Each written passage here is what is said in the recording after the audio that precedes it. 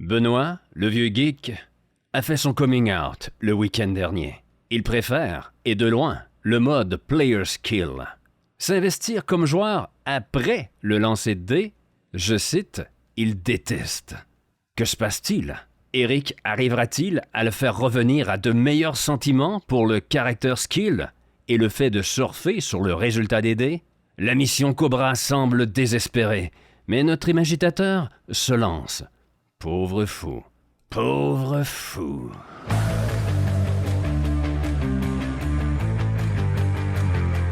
Imagitatrice, imagitateur, hello there! Comment que ça va bien les gens? Eric pour les imagitateurs du JDR. Je le sais, on se voit pas assez souvent, toi et moi.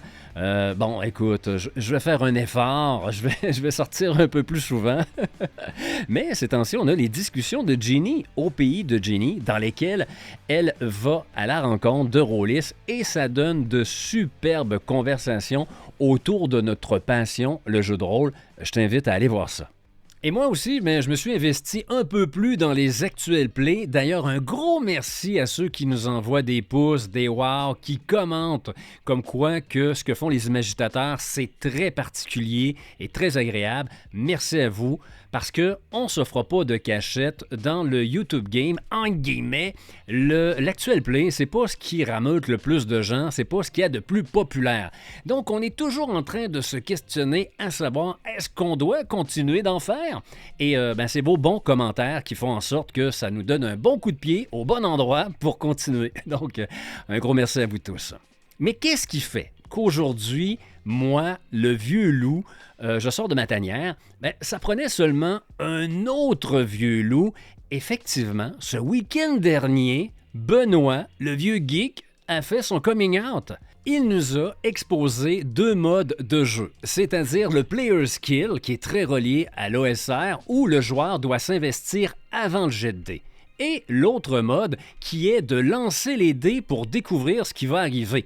Donc, le joueur ou la joueuse s'investit après le jet de dés. C'est relié au Character Skill. Ta fiche, c'est elle qui parle, donc le joueur n'a pas vraiment besoin de décrire, de s'investir avant le jet de dés, il le fait après. Et Benoît a déclaré qu'il préférait, et de loin, le Player Skill. Oui, mesdames, messieurs. Et je te dirais que, qu'il préfère le Player Skill ou que toi, tu préfères à la maison le Player Skill, mais tant mieux, tu le sais, je suis pour la diversité dans le jeu de rôle. N'importe quel biologiste va te le dire, un écosystème en santé, c'est un écosystème varié. C'est vrai en économie, c'est vrai dans une ligue de sport, c'est vrai partout. Aussi en jeu de rôle. Donc, vive le Player Skill. Mais, ce qui me fait sortir de ma tanière, c'est la détestation qu'a éprouvé notre Benoît envers le mode « on lance les dés pour découvrir ce qui va arriver ». Oh! Mon Dieu, mais qu'est-ce que c'est? Mauvaise expérience? Traumatisme passé? Nous allons investiguer. Non, on va pas là du tout. Mais je vais tenter, j'accepte la mission, de tenter de convaincre Benoît, peut-être pas de changer son fusil d'épaule. Il a le droit, comme vous avez le droit, d'aimer le Player Skill. Mais, à tout le moins, de faire en sorte que sa haine envers le mode « on lance les dés et on découvre ce qui arrive », s'atténue un peu. Et la façon que nous allons faire ça, on va aller explorer tout simplement l'ADN du JDR. Dans un premier temps, nous allons écouter ce fameux coming out de la part de Benoît. Ça dure 6 minutes. J'ai tranché, parce que si tu connais le vieux geek, digression. À un moment donné, comme on dit au Québec, il est parti sur une chire, nous a parlé de narrativisme, alors que ça n'a pas lieu d'être. Mais il faut l'excuser, hein, les personnes âgées ont tendance à se répéter, et Benoît, c'est pas le moindre. C'est devenu un spécialiste de la manière de reformuler de 5 manières différentes la même chose. Toi, si t'es plus jeune, tu peux pas dire ça, hein, sinon ça va être de l'âgisme. Tandis que moi, j'ai le même âge que Benoît, je peux me permettre un peu, là. Mais inquiétez-vous pas, moi et Benoît, on a communiqué ensemble. Il sait que je tente cette mission désespérée, mais j'ai confiance. Je suis un éternel optimiste. Donc, on écoute le coming out. Ensuite, je vais t'expliquer pourquoi, moi, après une 12aine d'années, j'ai tourné le dos au Player Skill. Parce que oui, le vieux geek a omis de nous faire la liste de tous les défauts et les travers qu'apporte le player skill. Et comme il a déjà tapé sur le character skill et de lancer les dés pour découvrir ce qui arrive, mais moi je vais tenter de te montrer les qualités que ça apporte. Autrement dit, je suis en train de faire le ménage derrière Benoît, moi là.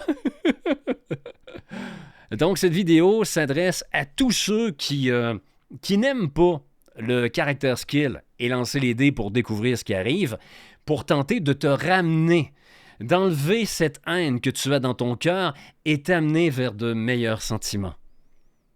C'est beau, hein? Allez, allons découvrir et explorer, vous et moi, l'ADN du JDR. Je me sens comme Mère Teresa. Je suis en mission. Ah, ce qu'on est con, mais on s'amuse. Et où il n'y a pas de plaisir, il n'y a pas de bébé. C'est pas un grand sage qui disait ça, Patrick Choisy? On ne laisse pas bébé dans un coin. Non, place au vieux geek. Ses déhanchements sur un plancher de danse sont beaucoup plus troublants. C'est parti. Alors maintenant, être ou ne pas être son jet de dés.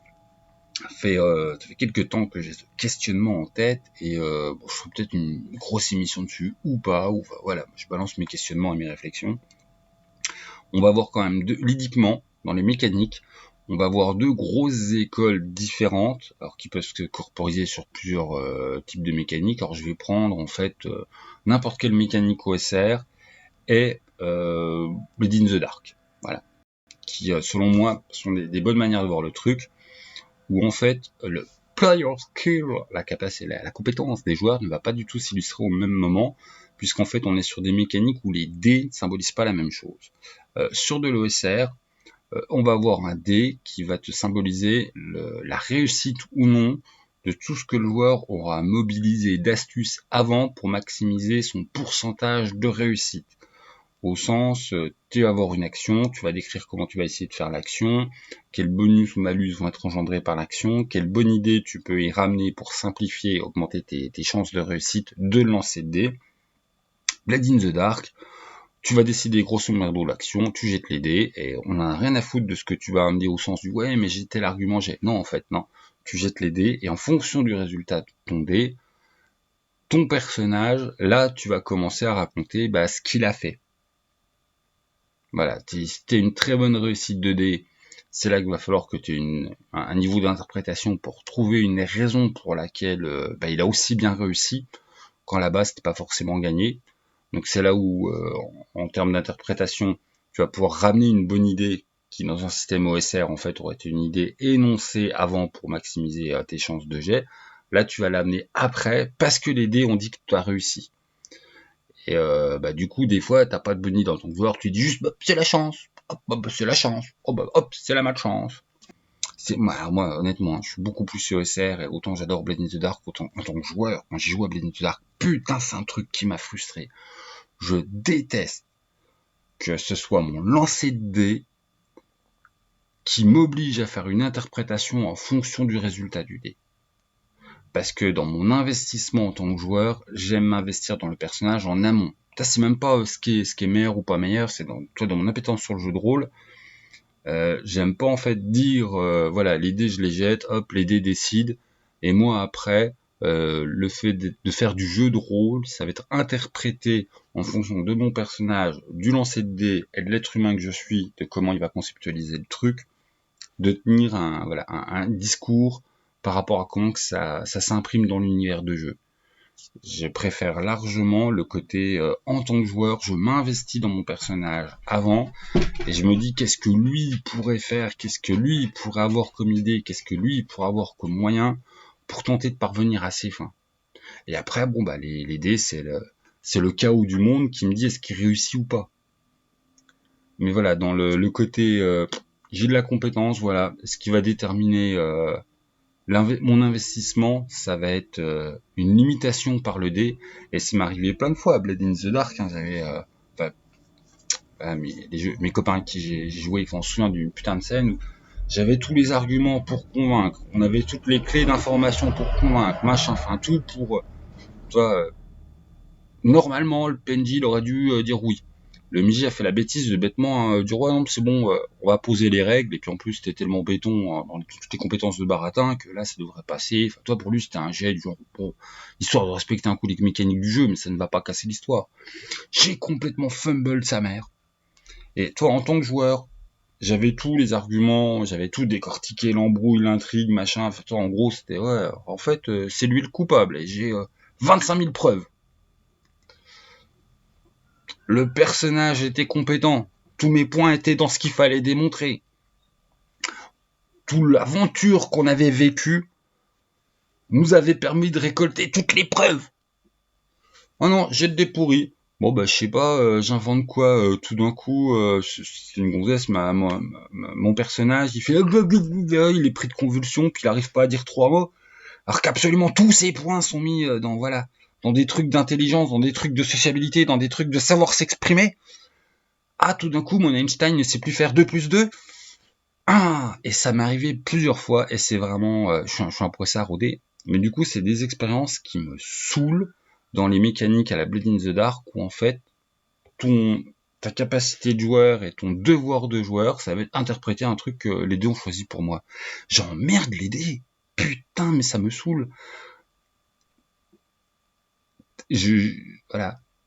Après, je vis mieux le côté fumble des dés, au sens où tout le perso il a fait tout ce qu'il fallait, et après bon bah le hasard des dés fait que tu vois là par exemple ça aurait été ça dans sur un fumble de je dis tout ce qu'il y a à dire machin, mon personnage aurait tout fait, et puis bah hop du coup j'ai de charisme pourri, bon bah bidule il m'a dans le nez, il peut pas me sentir, je me retrouve au cachot, n'empêche qu'il a bien retenu les informations, enfin je m'exprime super mal. Enfin, voilà, ça c'est un truc qui en tant que joueur me titille. Et puis voilà, je m'exprime super mal. Putain, je suis parti complètement en couille. Oh, je rattraperai le coup sur une prochaine vidéo ou pas. Mais voilà, je sais pas pourquoi, ça fait quelques jours que j'ai cette expérience de jeu en tête, et où de la mécanique à la Blade in the Dark, où les dés vont m'imposer l'interprétation du personnage, me saoule. Que les dés m'imposent la réussite ou non suite à l'interprétation du personnage, ça va. Mais que des dés m'imposent une interprétation, ça me saoule. Ah, j'y arrive pas. C'est un moment où j'ai l'impression de me faire déposséder de l'aspect de mon personnage et de l'aspect jeu de rôle. Justement d'être plus sur quelque chose de théâtre, au sens où bah tiens, il y a tes lignes de dialogue et ferme ta gueule. Je vous lis avec l'intensité que tu veux, mais les lignes de dialogue c'est ça. Enfin bon voilà, hop. Ah, qu'il va y avoir des choses intéressantes à dire au sujet des propos du vieux geek, Benoît, parce que c'est pas fou, là, ce qu'il dit, là. Ça se tient. Mais on va aller gratter un petit peu plus, là. Tout d'abord, je tiens à souligner que ça va être important d'écouter jusqu'à la fin, parce que ce sujet-là, à propos du player skill, du character skill, ça reste assez complexe et il y a des particularités, là. Ça couvre énormément de choses, énormément d'aspects, et on pourra pas tout survoler, là. Donc, on va attaquer le sujet sur un certain angle. Comme promis, on va commencer par expliquer pourquoi j'ai tourné le dos au player skill alors que je l'ai pratiqué pendant plusieurs années. Et encore une fois, je prends la peine de le répéter, c'est ma vision des choses, mon vécu du jeu de rôle. Si toi, tu es en mode player skill et que tu es bien comme ça avec ton groupe, ben c'est tant mieux, tu as trouvé ta voie et je ne peux que féliciter, là. En ce qui me concerne, il faut d'abord replacer le contexte historique. Lorsqu'on parle de mon passé, on parle de l'histoire, il n'y avait pas les réseaux sociaux, donc on jouait sensiblement avec les mêmes joueurs et mêmes joueuses. D'ailleurs, lorsque tu trouvais une personne avec qui tu avais de bonnes affinités JDR, là, tu la ligotais littéralement sur ta chaise, là, tu voulais pas la perdre. Je connais des gens, je pense que Danny, de la chaîne Radburger, son groupe en IRL, c'est les mêmes joueurs depuis plus de 25 ans. Là. Moi, en plus de 3 décennies, j'ai eu 2 groupes importants, dont avec un avec lequel le mode de jeu était essentiellement player skill. Juste pour qu'on soit bien d'accord et que l'on se comprenne parfaitement, je vais te donner ma vision du player skill. Ça signifie que la réussite ou l'échec d'une action dépend plus de l'habilité, des connaissances et de la créativité de la joueuse ou du joueur que des compétences chiffrées sur sa fiche. Donc, si un personnage a une faiblesse dans une compétence dans un certain domaine, sur papier, la joueuse ou le joueur peut compenser avec ses propres compétences et ses connaissances. Donc, on commence avec le premier souci du player skill. Et oui, j'ai joué pendant des années avec les mêmes personnages devant moi. Facile à comprendre, la grande gueule du groupe, qu'il soit pilote de chasse, barbare, pirate informatique, cordonnier ou écuyer, eh bien, lorsque venait le temps de marchander, de persuader quelqu'un, de discourir, c'est toujours lui qui était au devant parce que c'était le joueur, la personne qui avait le plus de bagou autour de la table. Même chose pour le stratège. Qu'importe le personnage qu'il faisait, même si c'était un fermier, lorsqu'il venait le temps d'élaborer une stratégie, c'était toujours lui qui arrivait avec un plan digne d'un général comme Tywin Lannister dans Games of Thrones. Donc pendant des années, j'ai eu le droit aux mêmes personnages. La seule chose qui changeait, c'était leur nom, leur image et leur métier. Donc, un très gros, énorme problème de diversité. Et c'est normal, parce que les personnages sont en grande partie les joueurs. Donc, si t'as toujours les mêmes joueurs, les mêmes joueuses autour de la table, t'as toujours les mêmes personnages. À tout le moins, ce fut mon cas à moi. Aussi, on fait du jeu de rôle. Un rôle, un personnage. Donc, je veux les voir, les personnages autour de la table. Bien sûr que j'apprécie de jouer avec Merrick, Angie et Ginny, mais les personnages que je veux voir autour de la table, c'est Geralt, Beowulf, c'est Vador, c'est Black Widow ou Altaïr. Oui, je veux sentir Angie, Merrick et Ginny derrière eux et continuer ainsi de développer notre amitié et notre camaraderie. Mais je veux que la fiche de personnage exprime bien un guerrier, un pirate informatique, un grand médecin, un avocat sans vergogne. Mais, malheureusement, en ayant les mêmes joueurs autour de ma table pendant des années et en jouant Player Skill, pas de diversité. Moi, mon Beowulf qui fonce dans le tas sans réfléchir, je n'ai pas eu le droit à ça, parce que c'est la grande gueule qui l'a interprété. Oh, Seigneur. Et ça m'amène au second problème, l'inégalité autour de la table. Les gens qui viennent s'asseoir n'ont pas tous les mêmes connaissances. Et comme les personnages reposent beaucoup sur le bagage que transporte le joueur ou la joueuse derrière, eh bien tu comprendras que l'équité et l'équilibre, elle n'est pas là. Ce n'est pas compliqué à comprendre, les joueuses et les joueurs qui ont le plus d'érudition vont mieux performer autour de la table. Et moi, personnellement, où j'en suis en 2024, je prône la démocratisation du jeu de rôle. Je veux que n'importe quelle personne puisse venir à la table et puisse incarner qui il veut. Tu veux faire un médecin chirurgien, tu n'as pas de connaissances médicales, eh bien on s'en fout. La fiche est là, c'est ton outil pour bien représenter les actions que pourrait faire un chirurgien. Je le vois moins dans la francophonie, mais lorsque je fais un tour du côté des Américains, je le perçois un peu plus. Plusieurs personnes pointent le player skill comme étant élitiste. Justement pour ces raisons. Les gens qui ont plus de connaissances que les autres vont avoir un avantage autour de la table. Et ça, mine de rien, ça peut amener une certaine pression pour une nouvelle joueuse ou un nouveau joueur. Tu arrives à la table et tu sais que ton personnage dépend beaucoup de toi. Donc, si tu fais une contre-performance, tu te sens un peu minable. Le stress de performance. Et je pourrais te parler d'autres soucis comme de la progression du personnage, mais on va aller à un point qui, moi, m'importe plus. Le blabla interminable avant le jet de dés, parce que oui, tu veux l'optimiser, ce jet. Et ça passe par tes idées, ta stratégie, ta créativité, ce qui va t'amener des bonus. La joueuse ou le joueur va se lancer dans un laïus pour grappiller, gratter, soutirer, mendier, prend tous les synonymes de quémander pour avoir des bonus auprès du MJ. Imagine quand t'as plusieurs joueurs, joueuses devant toi, le tour de table, ça finit pas. T'as un sniper autour de ta table avant de lancer les dés et de faire son tir. Il te parle de la pression atmosphérique, de la vitesse du vent, de qu'est-ce que sa grand-mère a mangé au petit déjeuner ce matin. À la première balle, ça va. Mais lorsqu'il est rendu à la 5e balle, t'es plus capable. T'es plus capable. Tu dis, venez me fusiller quelqu'un, sortez-moi de là. J'ai vécu le martyre, les amis. Le martyre, je vous le dis. Et moi, j'appelle ça l'échec de la fiche. T'as une fiche de personnage, mais elle ne suffit pas. Ça doit absolument passer par le rituel d'énumérer et de solliciter tous les bonus possibles. Alors qu'avec le character skill, tout est là sur ta fiche. À côté de ta donnée sniper, tu as un chiffre, exemple, 80% de chance de faire une réussite. Et ça, ça inclut toute ton étude, tout ton entraînement de sniper. Donc, tu n'as pas vraiment besoin de me dire tout ce qu'il faut pour prendre un tir. Si tu veux le faire en tant que joueur narratif, de mettre un peu de couleur, tu le fais, mais t'es pas obligé. Ton jet de dés en souffrira pas, là. Et le tricotage linguistique avant le jet, c'est encore pire en combat, là. Parce que oui, là, tu dois décrire ce que tu vas faire pour montrer à quel point c'est original et à quel point ça mérite un bonus. Alors que nous sommes dans une étroite venelle, mon ennemi dégaine son épée, mais je suis plus rapide, et avec ma lame, je viens coincer la sienne contre le mur à sa droite, maîtrisant son arme. Et puis alors je fais ci, je fais ci, je fais ça. Pour finir, bien sûr, avec une décapitation. Et là, on lance le jet. Pointe, pointe, pointe, pointe.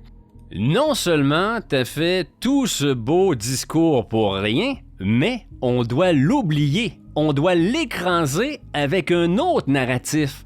Parce que t'as raté. Parce que qu'est-ce que tu viens de décrire autour de la table à tout le monde, c'était le fantasme que t'avais dans la tête. Ça n'a jamais existé. Les dés ont dit non. Et là, on doit construire un autre narratif par-dessus, ton échec, si bien qu'on se retrouve avec 2 narratifs. 2 scènes autour de la table. Et là, c'est juste un joueur.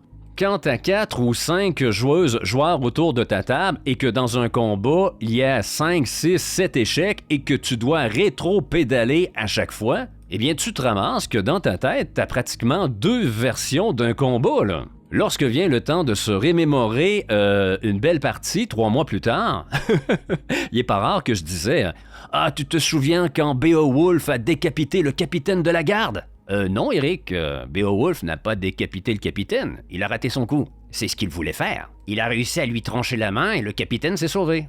Ah oui, c'est vrai, et c'est devenu le capitaine Crochet, hein, c'est ça? Ouais. Misère. Donc, bien sûr, ça m'amène à mon dernier point, la fluidité du player skill. Et là, je crois que j'ai pas besoin d'élaborer. T'as compris que un tour de table en combat, c'est pas si simple que ça, là.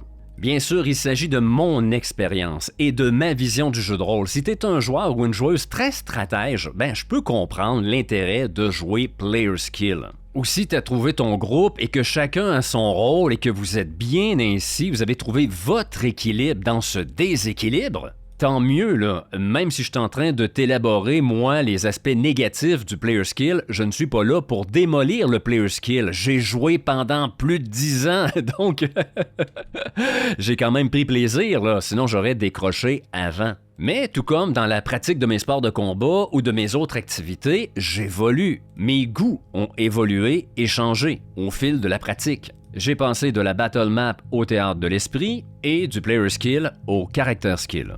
Donc voilà, en gros, pourquoi j'apprécie moins le player skill, ok? Le manque de diversité, l'inégalité autour d'une table, alors que je prône la démocratisation dans le jeu de rôle, trop de gras, de rétro-pédalage, donc manque de fluidité.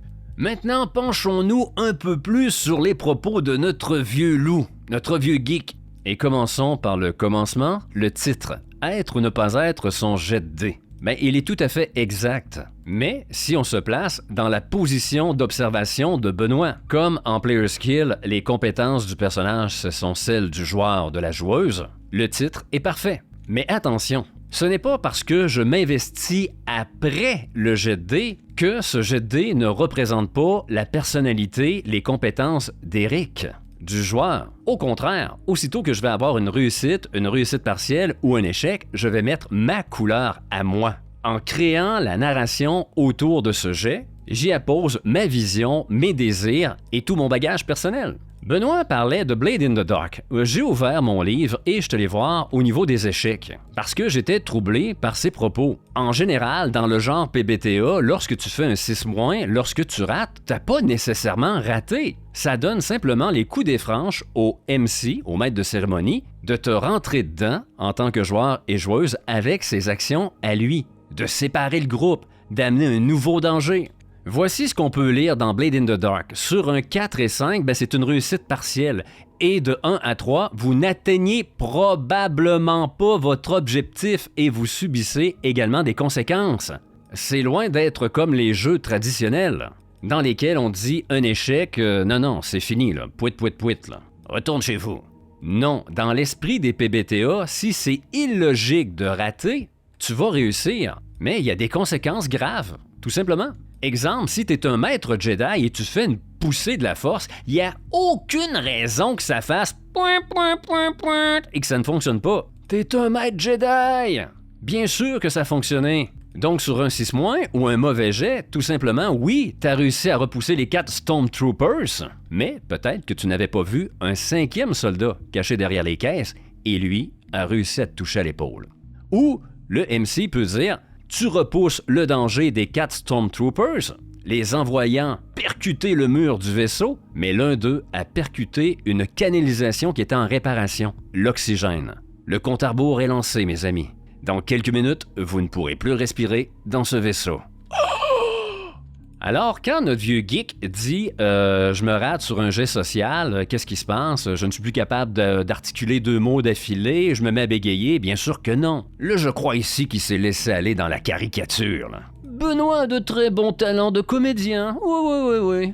Parce que oui, lorsqu'on rate un jet, qu'importe le mode, player skill, character skill, c'est chiant. Là. Et moi, je trouve que c'est encore plus chiant en player skill, parce que tu t'es investi à fond avant le jet, et là, pouit, ça marche pas. Là.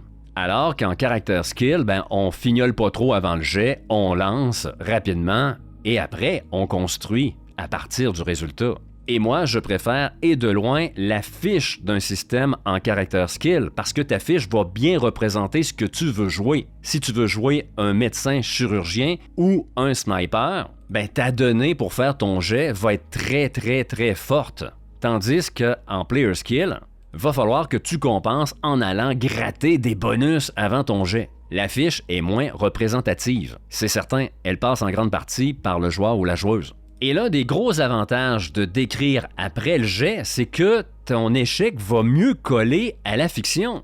Si tu commences à trop construire en amont avant le jet et que tu lances les dés et que tu te rates, des fois, il y a quelque chose d'illogique des fois. Tu as tellement amené des bons points que échouer, c'est bizarre. Tandis que si tu n'as pas trop élaboré avant le jet, que tu gardes ça après, et que là, tu perds ton procès, c'est plus facile d'amener une fiction qui colle bien. Et moi, lorsque un joueur ou une joueuse se rate, je lui laisse souvent l'échec entre les mains. Donc, elle met de soi dans cette description. Elle met de sa personnalité dans la résolution, ou un peu de sa vision cinématographique, ou qu'importe. Elle construit son personnage. Car oui, l'échec pour un personnage, c'est important au niveau de l'évolution.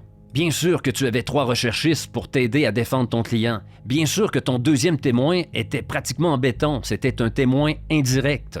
Il a vu ton client à 22h le soir chez eux. Donc, c'était difficile pour lui de faire le trajet et d'assassiner la personne au restaurant.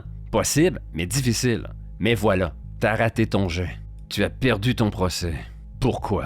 Eh bien, la couronne a sorti un témoin surprise de son chapeau. Tu t'es objecté, mais le juge n'a pas penché en ta faveur. Étant donné que le témoin était retourné au Mexique, on n'était pas certain qu'il soit possible qu'il soit là. Il n'était donc pas sur la liste. Et ce témoin-là a vu ton client sortir de la porte de service du restaurant, de la porte de la cuisine, et sa chemise était ensanglantée. Tu t'es fait baiser. Tu croyais que ton client était innocent, il était coupable. Et ça change toute l'histoire. Pam, pam, pam, pam, pam. Et tu vois, ce genre de construction narrative autour d'un échec ou même d'une réussite, je laisse souvent, très souvent, ça aux mains des joueuses et des joueurs. Et pas besoin d'aller très loin pour te montrer la preuve. Notre dernière actuelle play, Cœur de Jaguar, Naoi, le personnage, est en combat et tous ses échecs, c'est elle qui décrit ses blessures et qu'est-ce qui arrive. Et quel genre de blessure as-tu reçu? À quoi ressemble ce deuxième bond qu'il fait vers toi? Du côté opposé à là où il m'a griffé la joue, il a bondi, a plaqué ses pattes sur ma poitrine et est venu me mordre dans l'épaule. Pas au niveau de la carotide pour que ça ne soit pas fatal rapidement, mais j'ai entendu les tendons et les os craquer sous sa mâchoire. Ouf.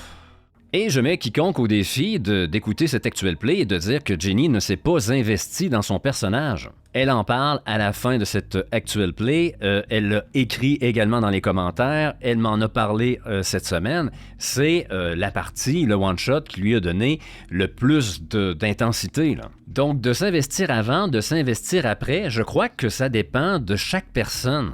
Si tu es un stratège et que tu aimes en partie le contrôle, ben le player skill, ben je comprends que ça te plaise. À l'inverse, si tu as un côté surfeur qui aime composer avec la vague que tu as devant toi, de t'approprier le jet après, tu vas kiffer à mort, là. L'une des choses que j'apprécie dans le character skill, c'est que ton énergie cognitive, tu la déploies et tu l'appliques après le jet, sur le résultat concret des dés, et non sur la collecte de bonus ou de descriptions qui finalement ne serviront à rien si tu te rates. Et ça, mine de rien, je trouve qu'on n'en parle pas assez souvent. Je crois que du côté francophone, le seul que j'ai entendu parler de charge cognitive, c'est Thomas Munier. Se donner à fond dans une session de jeu, ça demande de l'énergie. Et tu dois la gérer, tout comme je gère mon énergie dans un combat de boxe, je gère mon énergie dans une partie de jeu de rôle. Donc, je veux me donner à fond pour quelque chose qui va servir et construire après le jet, pour moi, c'est de l'optimisation en termes d'énergie cognitive. Voilà. Et il y a une autre chose importante à considérer, c'est quelle atmosphère, qu'est-ce que tu veux avoir comme scène autour de ta table. Moi, NJ et Méric, on est des cinéphiles. Je n'embarquerai pas Jenny là-dedans parce que Jenny, il y a plusieurs films des grands classiques qu'elle n'a pas vus. Mais elle embarque à fond dans notre délire cinématographique. Donc nous, lorsqu'on joue, on veut comme un peu reproduire du cinéma ou de grandes séries, là. Donc on a un penchant à rester dans la fiction, et non de patauger dans des mécaniques alors qu'on est dans une scène d'action. Je vais te donner un exemple. Supposons qu'on est en mode James Bond, dans un bon one-shot d'espionnage. On est dans un train, et notre espion est dans l'allée, et il veut prendre un tir sur l'ennemi qui se sauve avec, je sais pas moi, une clé USB. Il y a des photos, des dick pics de l'agent sur la clé USB et il veut la récupérer. Il veut préserver son anatomie en bas de la ceinture. Si on est en mode player skill, mais le joueur, avant son jet, va déployer tout ce qu'il faut pour optimiser celui-ci, là. Mettre un genou au sol, appuyer son bras contre le siège à sa droite, je sais pas moi, synchroniser sa respiration avec le mouvement du train. Ah, si tu savais tout ce que j'ai entendu en mode player skill, je pourrais écrire un livre. L'imagination des joueurs et des joueuses n'a de limite que ma patience. Un autre argument, ce serait peut-être d'attendre une bonne fenêtre d'opportunité pour prendre un tir alors que des passagers circulent encore dans l'allée centrale. Bref, on est dans la mécanique et on est à élaborer, optimiser un jet. Ce qui, disons-le, pour les amateurs d'intensité et de gens qui veulent se coller à la réalité, on est dans une scène d'action qui se passe vite, ben c'est un peu problématique, là. Tandis que si nous sommes en mode character skill et qu'on compose après le jet, ben lorsque le MJ va annoncer que l'ennemi se sauve avec la fameuse clé USB avec des images du zizi de notre agent secret, ben tout simplement le joueur va dire « je mets un genou au sol et je tire ». On va venir colorer le tout avec de la description après, que ce soit une réussite partielle ou un échec. Donc tu vois, la mécanique, elle est tassée pour être en mode plus fiction-narration. On est plus dans l'action et dans l'intensité, là. La pédale est au plancher. Parce que oui, souvent, ce qu'on fait avant un jet de dés en player skill, c'est pas tant de belles descriptions et on est dans la fiction. C'est souvent comme une liste d'épicerie, là. Ça sent vraiment la mécanique, là. Ça sent l'huile.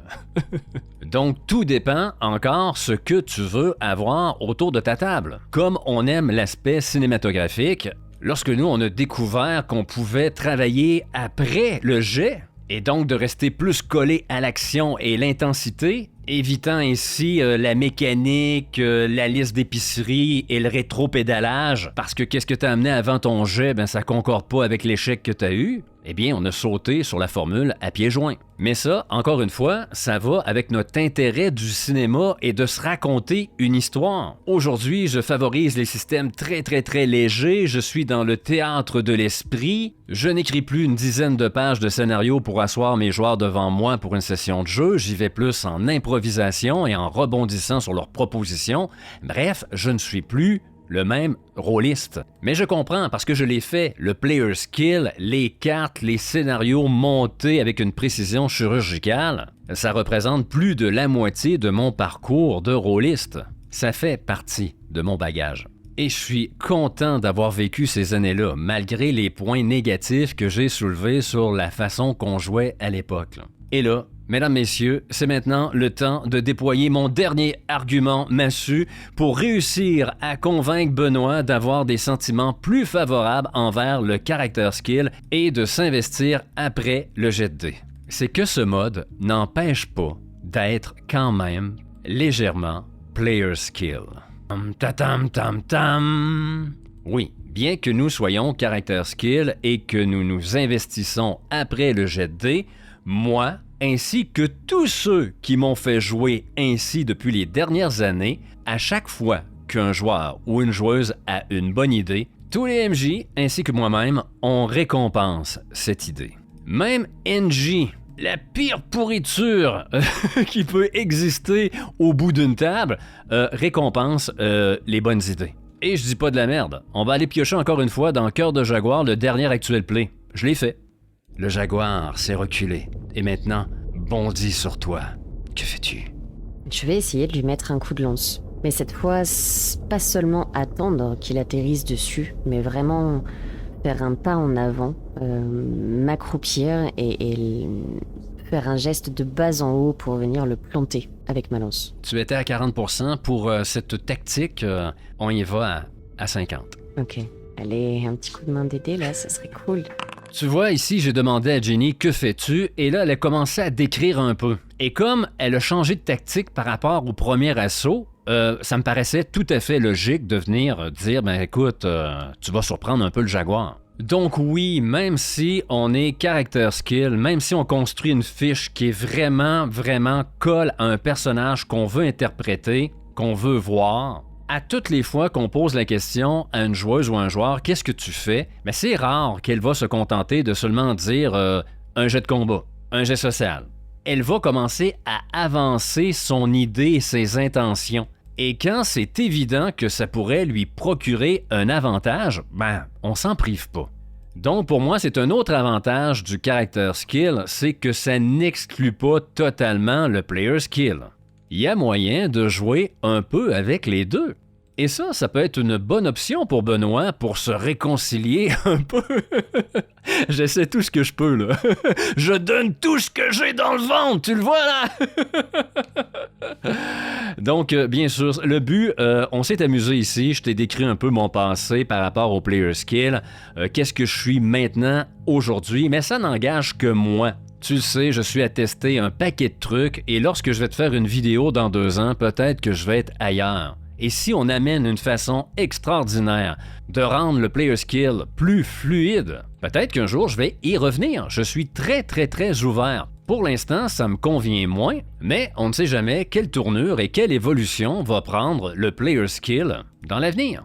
Et là, écoute, pour mon dernier ressort, pour amener Benoît, le vieux geek, à des sentiments plus tolérants envers le character skill et de s'investir après le jet de dés, mais ça va être de m'asseoir avec lui. Un court one-shot, 1 heure, 90 minutes tout au plus, et d'y en mettre plein la gueule, de l'étourdir, de l'époustoufler. Je vois pas d'autre solution. Parce que non, le but, ce n'est pas de convaincre Benoît. Le but, c'est pas de vous convaincre. Et si vous me dites qu'après cette vidéo, vous êtes encore plus player skill, alors tant mieux, et peut-être que vous avez développé, vous, des manières pour contrer les inconvénients que j'ai énumérés. Ben partagez, dites-nous vos astuces. Et je veux savoir, êtes-vous character skill? Êtes-vous player skill? Est-ce que vous voyez des inconvénients à vous investir après un jet de dés?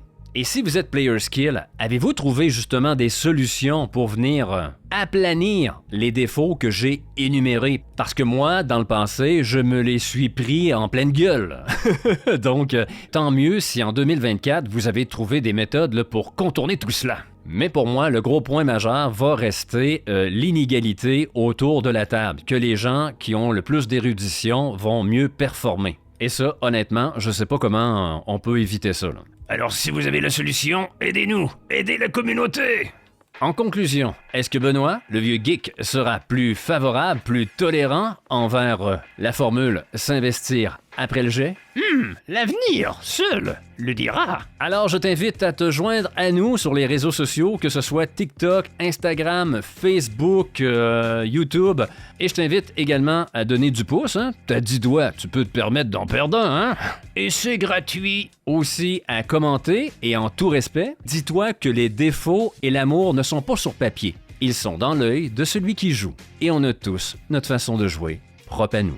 Alors d'ici à notre prochain rendez-vous, que ce soit au pays de Jenny avec les discussions, en actuel play ou en capsule comme celle-ci, je t'invite à brasser et imagiter ton JDR. C'était Eric pour les imagitateurs du JDR. Ciao!